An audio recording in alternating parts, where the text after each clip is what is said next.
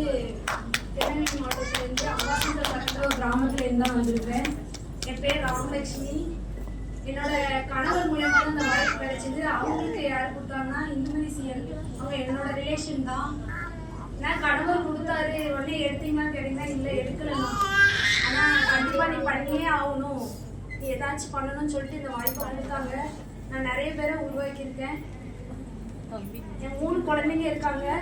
3 குழந்தைங்க விட்டுட்டு தான் வந்திருக்கேன். 1.5 வயசு பாப்பா இருக்கா வீட்டில்.